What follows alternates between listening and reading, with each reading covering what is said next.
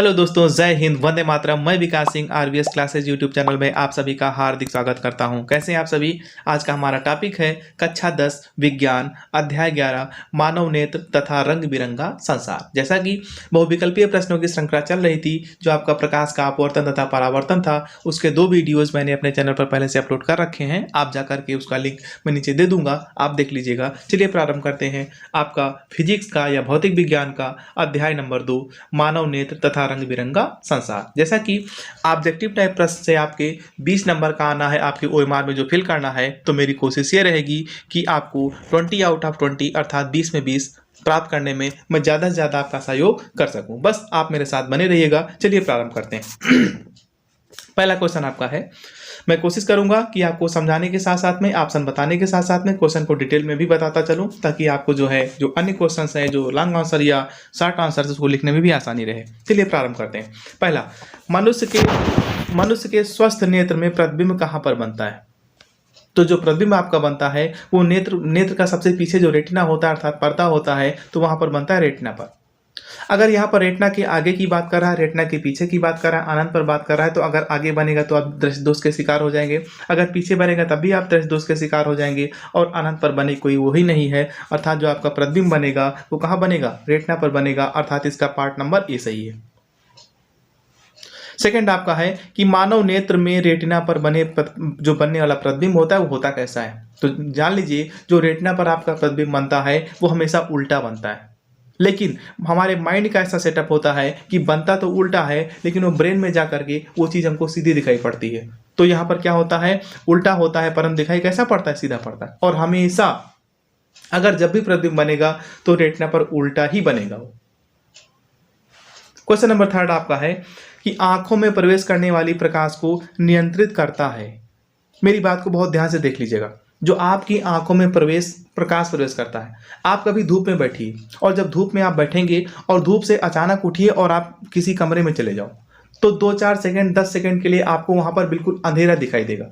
क्यों? क्योंकि हमारी जो पुतली होती है वो क्या करती है, प्रकाश को अंदर जाने के लिए मेंटेन करती है। जितनी आवश्यकता होती है सिर्फ उतना ही प्रकाश आपके शरीर में जाता है। जब आप धूप में होते हैं तो आपकी पुतली होती है वो सिकुड़ जाती है, उसका आकार छोटा हो जाता है, ताकि कम से कम प्रकाश प्रवेश कर सके।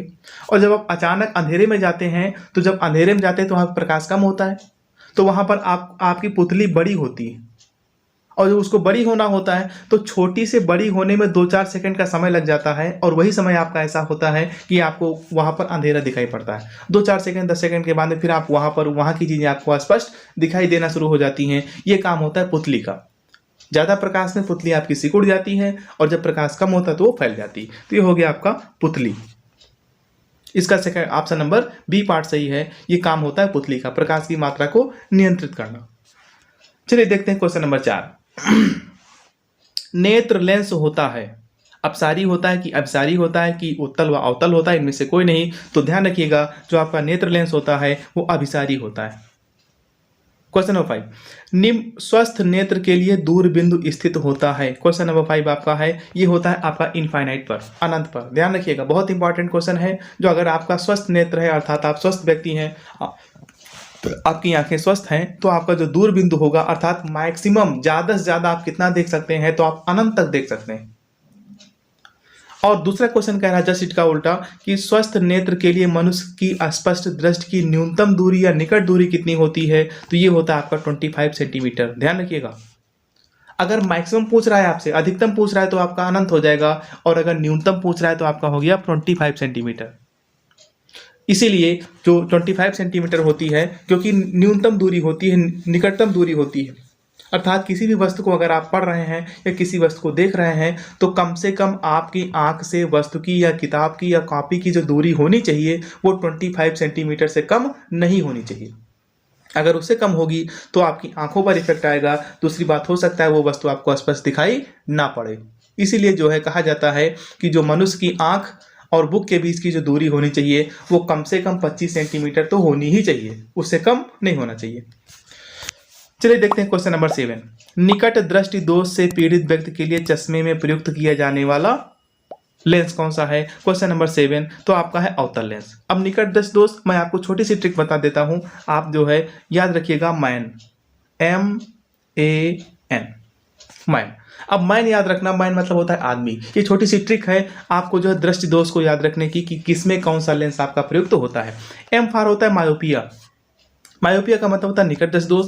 ए मतलब होता है अवतल लेंस और एन मतलब होता है निकट। ये हो गया उसकी इंग्लिश। ये डायरेक्टली निकट दृष्टि दोष लिखा हुआ है और उसमें यूज करते हैं ए अवतल लेंस। अगर आपको मेरी ट्रिक अच्छी लगी हुई हो तो याद रखिएगा, अन्यथा आप जैसे भी याद कर पाए आपको याद कर लेना। कुल मिला करके अगर आपकी निकट दृष्टि दोष से पीड़ित कोई व्यक्ति है तो उसमें क्या लगेगा, अवतल लेंस। उसका जो चश्मा लगेगा उस चश्मे में उसका अवतल लेंस का ही प्रयोग होगा। ठीक, अब ये था क्वेश्चन नंबर 7। चलिए प्रारंभ करते हैं क्वेश्चन नंबर 8। दूर दृष्टि दोष के निवारण में प्रयुक्त होने वाला लेंस कौन सा है। अब क्वेश्चन नंबर 8 आपका है, इसमें क्या होगा, निश्चित फोकस दूरी वाला आपका उत्तल लेंस। अगर आपका निकट दूर दृष्टि दोष है तो इसमें आपका उत्तल लेंस होगा, और अगर आपको निकट दृष्टि दोष है तो इसमें आपका अवतल लेंस होगा। बहुत परीक्षा की दृष्टि से बहुत ही महत्वपूर्ण क्वेश्चन है, काफी बार परीक्षा में क्वेश्चन आया हुआ है। अगला क्वेश्चन आपका है, दूर दृष्टि दोष से पीड़ित मनुष्य का निकट बिंदु कहां पर स्थित होगा। क्वेश्चन नंबर 9, तो ये देख लेते हैं आपका जो दूर दृष्टि दोष से पीड़ित है उसका जो निकट बिंदु होगा वो होगा आपका 25 सेंटीमीटर से कम दूरी पर, अर्थात सॉरी ये नहीं होगा, ये होगा 25 सेंटीमीटर से अधिक, क्योंकि दूर बिंदु पूछ रहा है तो हो जाएगा आपका 25 सेंटीमीटर से अधिक दूरी पर। ये था क्वेश्चन नंबर 9। क्वेश्चन नंबर 10, निकट दृष्टि दोष से पीड़ित व्यक्ति का दूर बिंदु कहां पर स्थित होगा, तो ये होगा आपका अनंत पर। अगर कोई व्यक्ति आपका निकट दृष्टि दोष से पीड़ित है तो उसका जो दूरबिंदु होगा वो अनंत पर होगा। और क्वेश्चन नंबर 9 में उसने कहा था कि अगर कोई व्यक्ति जो है दूर दृष्टि दोष से पीड़ित है तो उसका निकट बिंदु कहां पर होगा, तो हो जाएगा आपका इसका पार्ट नंबर सी सही होगा आपका 25 सेंटीमीटर से अधिक दूरी पर। ये हो जाएगा सी पार्ट। 10 में हो जाएगा आपका सी पार्ट, अनंत पर हो जाएगा। दूर दृष्टि दोष, क्वेश्चन नंबर 11, बहुत ही इंपॉर्टेंट क्वेश्चन आपका है। दूर दृष्टि दोष के कारण प्रतिबिंब आपका कहां पर बनता है। ये दोष आखिर होता क्यों है, तो इसी होता इसलिए है, ये आपका सी पार्ट सही है, रेटिना के पीछे बनता है। अगर आपकी आंखें दूर दृष्टि दोष से पीड़ित हैं तो आपकी जो आंखें होती हैं उसकी जो गोलाई होती है वो गोलाई उसकी कम हो जाती है। अर्थात मान लो आंख आपकी इस टाइप से गोल थी तो कुछ वो इस टाइप की हो जाती है, चपटी हो जाती है। और जब चपटी हो जाती है तो प्रतिबिंब मान लो यहाँ रेटिना पर बन रहा था तो यहाँ बनने के बजाय कहाँ बनता है आपका, पीछे बन जाता है। अर्थात कुछ इस प्रकार से यहाँ पीछे बन जाता है, और जब पीछे बनता है तो वहाँ पर आपको हो जाता है दूर दृष्टि दोष। तो ध्यान रखना, अगर कोई व्यक्ति दूर दृष्टि दोष से पीड़ित है तो रेटिना के पीछे बनेगा, और अगर निकट दृष्टि दोष से पीड़ित है तो रेटिना के आगे ही बन जाएगा। क्योंकि इसमें केसेस ये होते हैं कि अगर दूर दृष्टि दोष है तो जो आपका नेत्र गोलक होता है वो क्या होता है, चपटा हो जाता है, जैसा कि मैंने बताया। और अगर आपका निकट दृष्टि दोष है तो उसमें जो नेत्र गोलक होता है वो बेलनाकार हो जाता है, लंबा हो जाता है, और जब लंबा हो जाता है तो आपका प्रतिबिंब आगे ही बन जाता है, और जब आगे बन जाता है तब भी आपको वस्तु स्पष्ट नहीं दिखाई देगी।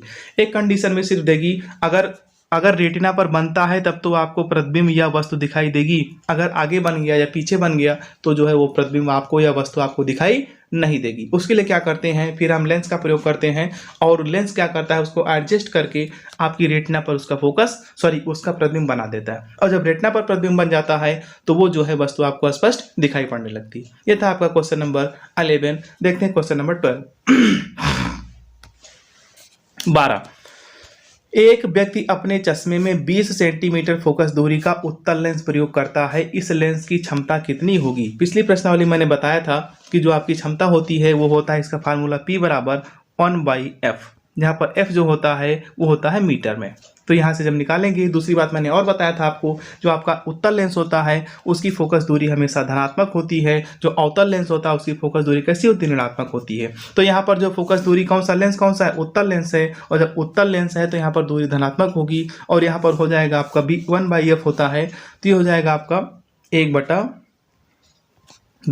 और 20 क्योंकि ये सेंटीमीटर में दिया हुआ है ये हो जाएगा आपका 0.20, और पॉइंट हटेगा ऊपर 2 जीरो बढ़ जाएंगे, 20 एकम 20, 20 पंचे 100, ये हो जाएगा +5 डायोप्टर, अर्थात 12 का आपका बी पार्ट सही है। चलिए देखते हैं क्वेश्चन नंबर 13। कोई व्यक्ति 0.15 मीटर से अधिक दूरी पर रखी वस्तुओं को साफ नहीं देख पाता है, तो वो जो है किस दृष्टि दोष से पीड़ित है, अर्थात उसको क्या हो गया है। तो क्वेश्चन नंबर 13 में क्या होगा, निकट दृष्टि दोष से पीड़ित है। क्योंकि वो जो है 1.5 मीटर से अधिक दूरी पर रखी हुई वस्तुओं को साफ नहीं देख पाता है। तो किससे पीड़ित है वो? निकट दृष्टि दोष से पीड़ित है। निकट दृष्टि दोष का कारण है, मैंने अभी आपको ऊपर समझा दिया है कि अगर कोई व्यक्ति जो है निकट दृष्टि दोष से पीड़ित है तो उसकी आंखों में ऐसा क्या हो गया है, कौन सा परिवर्तन हो गया है, तो उसका क्या होता है, जो नेत्र गोलक होता है वो बढ़ जाता है। जब नेत्र गोलक आपका बढ़ जाता है तो जो आपका प्रतिबिंब होता है वो पहले ही बन जाता है, और जब पहले ही बन जाता है तो वो वस्तु आपको दिखाई नहीं पड़ती। दूसरा, नेत्र की निकट एवं दूर की वस्तुओं को जो है फोकस करने की जो क्षमता होती है वो क्या कहलाती है? तो ये बहुत ही इंपॉर्टेंट क्वेश्चन है, वो कहलाती है समंजन क्षमता। आपने देखा होगा, जैसे मान लीजिए आप लेंस से कोई वस्तु को देख रहे हैं, तो किसी वस्तु को लेंस से देखने के लिए आपको क्या करना पड़ता है? उसकी फोकस दूरी को सेट करना पड़ता है। आपने जो दूरबीन वगैरह देखा होगा या जो है मालूम माइक्रोस्कोप वगैरह से देखा होगा, उसको सेट करना पड़ता है आपको जो है उसका प्रतिबिंब सही बनाने के लिए। लेकिन हमारी आंखें ऐसा स्मार्ट आंखें हमारी हैं या स्मार्ट आईज हैं, उसमें जो है आपको सेट नहीं करना पड़ता, ऑटोमेटिक वो सेट हो जाती। चाहे आपको निकट देखना होगा तो निकट के लिए सेट हो जाएंगी, और दूर देखना होगा तो दूर के लिए सेट हो जाएंगी। आपको कुछ करने की आवश्यकता नहीं है, और ये क्षमता कहलाती है समंजन क्षमता। क्वेश्चन नंबर 16, जरा दृष्टि दोष से पीड़ित व्यक्ति, एक बूढ़े व्यक्ति को निम्न लेंसों में से किस लेंस चश्मे का प्रयोग करना चाहिए? तो ध्यान रखिएगा, पहले बता दें आपको जरा दृष्टि दोष होता क्या है। बुढ़ापे में क्या होता है, जब व्यक्ति बूढ़ा हो जाता है तो उसकी जो मांसपेशियां होती हैं वो शिथिल हो जाती, ढीली हो जाती हैं, और ढीली होने के पश्चात जो है जो नेत्र गोलक होता है वो भी उसमें लूजिंग आ जाती है। और लूजिंग कारण क्या होता है, कभी वो गोल हो जाता है, कभी वो चपटा हो जाता है। तो दूर दृष्टि दोष हो गया, जरा दृष्टि दोष, मतलब दूर दृष्टि दोष और निकट, कभी दूर हो गया कभी निकट हो गया, तो इसमें होता ये है कि वो कहलाता है आपका जरा दृष्टि दोष। और उसके लिए क्या करते हैं कि हम जो है द्विफोक्सी लेंस का, अर्थात उसमें उत्तल भी हो और अवतल भी हो, और अर्थात जो है अगर दोनों केसेस में चाहे वो चपटा हो और चाहे वो गोल, मतलब चाहे उसकी चौड़ाई कम हो जाए और चाहे उसकी वो गोलाई कम हो जाए, दोनों केसेस में आपके लेंस काम करेगा, और द्विफोक्सी लेंस का प्रयोग करेंगे जरा दृष्टि दोष के लिए। ये था आपका क्वेश्चन नंबर 16। देखते हैं क्वेश्चन नंबर 17। एक व्यक्ति 100 सेंटीमीटर से कम दूरी पर रखी वस्तुओं को साफ नहीं देख सकता, वह किस दृष्टि दोष से पीड़ित है? तो वो जो है आपका दूर दृष्टि दोष से पीड़ित है। ये क्वेश्चन नंबर 17 हो गया। क्वेश्चन नंबर 18, जब एक श्वेत प्रकाश की किरण कांच से बने प्रिज्म से होकर गुजरती है तो किस रंग की किरण का सबसे अधिक विचलन होता है? तो ये हो जाएगा आपका बैगनी। सबसे अधिक विचलन किसका होता है? बैगनी रंग का। और ध्यान रखना, सबसे कम विचलन किसका होगा? लाल रंग का। लाल रंग का जो होता है वो विचलन सबसे कम होता है, और जो बैगनी रंग का जो होता है वो विचलन सर्वाधिक होता है। ये था क्वेश्चन नंबर 18। क्वेश्चन नंबर 19, जब श्वेत प्रकाश कांच के प्रिज्म से गुजरता है तो न्यूनतम विचलन किसका होगा? अभी मैंने जस्ट आपको बताया किसका होगा? लाल रंग का। अधिकतम विचलन आपका बैगनी का होता है और न्यूनतम विचलन आपका लाल का होता है। क्वेश्चन नंबर 20, श्वेत प्रकाश के 7 रंगों में किसकी आवृत्ति अधिकतम होती है? तो जो श्वेत प्रकाश होगा उस आवृत्ति आपकी अधिकतम होगी बैगनी की। ये ध्यान रखिएगा, बहुत इंपॉर्टेंट क्वेश्चन है, कॉम्पिटिटिव एग्जाम के लिए बहुत ज़्यादा इंपॉर्टेंट है। जब आगे कोई आप एग्जाम देंगे, प्रतियोगी परीक्षा देंगे, काफ़ी आता है उसमें कि श्वेत प्रकाश के 7 रंगों में से किसकी आवृत्ति सर्वाधिक होती है? तो उसमें जो है जो फ्रीक्वेंसी होगी, जो आवृत्ति होगी, वो बैगनी रंग की सर्वाधिक होती है। ये था क्वेश्चन नंबर 20। साथ साथ में आप स्टॉप करके वीडियो को नोट करते रहिएगा, क्योंकि मैं अगर इसको आगे बढ़ाऊंगा तो जो मार्क्स है वो हट जाते हैं, इसलिए आप वो स्टॉप करके इसको लिख लीजिएगा। क्वेश्चन नंबर 21, श्वेत प्रकाश के वर्णक्रम में प्राप्त विभिन्न रंगों का क्रम अंग्रेजी के रंगों के नाम के प्रथम अक्षर से बने निम्न शब्द के संकेत के द्वारा व्यक्त किया जा सकता है। यह हो जाएगा आपका विप ज्वार होता है, अर्थात आपका ए पार्ट सही है। ये 7 रंग आपके हैं, 1 2 3 4 5 6 7।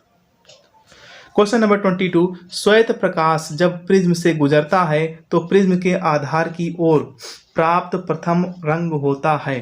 22, इसमें आपका होगा बैगनी। आधार का मतलब क्या होता है? सबसे नीचे। अभी मैंने बताया कि इसका जो विचलन होता है सर्वाधिक होता है, और लाल रंग का सबसे कम होता है, अर्थात जो है सबसे नीचे आपका प्राप्त होगा बैगनी रंग और सबसे ऊपर प्राप्त होगा आपका लाल रंग। ये देख लीजिए, वी फॉर वायलेट और आर फॉर रेड।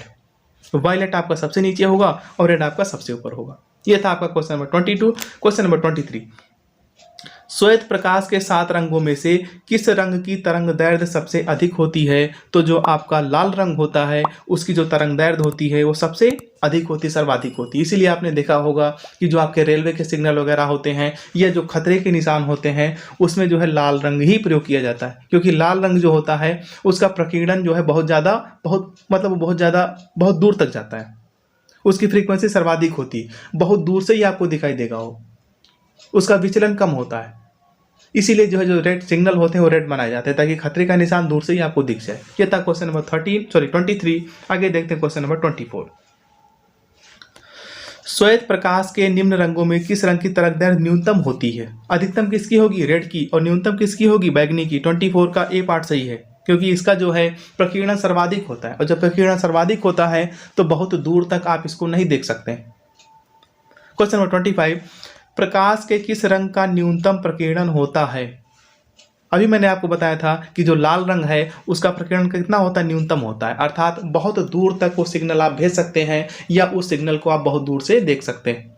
इसीलिए जो रेलवे वगैरह है या जो अन्य जो चिन्ह आपके खतरे के निशान होते हैं डेंजर वाले, वहाँ पर जो है रेड रंग से ही उसको लिखा जाता है ताकि जो कोई व्यक्ति आ रहा है तो दूर से ही वो आपको स्पष्ट दिखाई दे जाए, क्योंकि इसका प्रकीर्णन क्या होगा? कम से कम होगा, और जिसका प्रकीर्णन सबसे कम होगा वो उतनी ही दूर से आपको दिखाई पड़ेगा।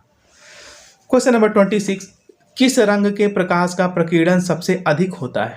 अभी मैंने आपको बताया कि जो बैगनी होता है उसका सर्वाधिक होता है, अर्थात ये बहुत जल्दी फैल जाता है, और बहुत जल्दी फैलने के कारण बहुत दूर से आप इसको साफ नहीं देख सकते हैं।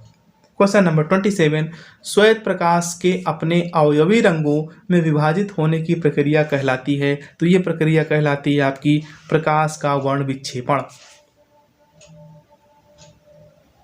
ठीक, अपवर्तन क्या होता है और परावर्तन क्या होता है? अपवर्तन का मतलब क्या होता है कि अगर कोई प्रकाश किरण आई और आने के पश्चात जो है अभिलंब किसी सघन माध्यम से विरल माध्यम में जाएगी तो अभिलंब से दूर हटेगी या अभिलंब के पास आएगी। परावर्तन में क्या होता है कि जिस एंगल से आ रही उसी एंगल से दूसरी तरफ वापस चली जाएगी। और पूर्ण आंतरिक परावर्तन का क्या होता है कि उसी के अंदर घूम घूम के रहेगी, जैसे हीरे का चमकना वगैरह हो गया, यह आपका पूर्ण आंतरिक परावर्तन कारण होता है। अगला क्वेश्चन आपका है क्वेश्चन नंबर 28, आकाश का नीला रंग हमको क्यों दिखाई देता है, या प्रकाश का वह गुण जिसके कारण आकाश हमको नीला दिखाई देता है? तो ये आपका है प्रकाश के प्रकीर्णन के कारण। बहुत इंपॉर्टेंट क्वेश्चन है, काफी बार परीक्षा में आ चुका है कि आसमान हमको नीला क्यों दिखाई देता है? तो प्रकाश के प्रकीर्णन के कारण आपको जो आसमान होता है वो नीला दिखाई देता है। चंद्रमा के तल से देखने पर आकाश दिखाई देता है, या अंतरिक्ष यात्रियों को आकाश कैसा दिखाई पड़ता है? तो अंतरिक्ष यात्रियों को जो आकाश दिखाई पड़ता है वो काला दिखाई पड़ता है। ध्यान रखिएगा, ब्लैक, टोटली ब्लैक दिखाई पड़ता है, बाकी आपको कुछ नहीं दिखता है। निम्न में से किसके कारण तारे आपके टिमटिमाते हैं? क्वेश्चन नंबर 30, तो ये हो जाएगा आपका वायुमंडलीय अपवर्तन, क्योंकि आपने देखा होगा वायुमंडल में बहुत सारी गैसें होती हैं, वहाँ पे डिफरेंट लेयर्स होती हैं, और डिफरेंट कभी कहीं सघन लेयर है, कहीं विरल है, कहीं सघन है, कहीं विरल है, तो वहाँ पर जो प्रकाश आता है तो कभी अभिलंब की ओर झुका, कभी दूर हटा, कभी झुका, कभी दूर हटा, तो चूंकि उसके अंदर जिगजैग मार्ग उसका हो जाता है, एक टेढ़ा मेढ़ा रास्ता अपनाते हुए आता है, और इसीलिए आपको जो तारे होते हैं उनका प्रकाश आपको टिमटिमाता हुआ, चमकता हुआ दिखाई पड़ता है। इसके पीछे जो रीज़न है वो है वायुमंडलीय अपवर्तन। और वायुमंडलीय अपवर्तन होता इसलिए है क्योंकि उसमें जो है बहुत सारी लेयर्स होती हैं, कभी सघन कभी विरल, इसीलिए ऐसा होता है वो। ये था क्वेश्चन नंबर 31। सूर्योदय के समय सूर्य के रक्ताभ लाल प्रतीत होने का कारण क्या है? तो आपका 31 का क्वेश्चन बी पार्ट सही है, क्योंकि वहाँ पर जो है प्रकाश का प्रकीर्णन हो रहा होता है, और प्रकीर्णन के कारण ही क्या होता है कि जो है आपको वो लाल दिखाई पड़ता है। यह था आपका क्वेश्चन नंबर 31, और शायद इसमें इतना ही है। ये था आपका टॉपिक 2 भौतिक विज्ञान का मानव नेत्र तथा रंग बिरंगा संसार। बहुत जल्द ही इसका नेक्स्ट पार्ट या इसका अगला पार्ट जो अगला चैप्टर है उसके वीडियोस लेकर के आपकी वजह पुनः उपस्थित हो जाऊंगा। अगर वीडियो अच्छी लगी हो तो लाइक, शेयर और कमेंट जरूर करिएगा, और साथ में चैनल को सब्सक्राइब करना मत भूलना। जय हिंद, जय भारत।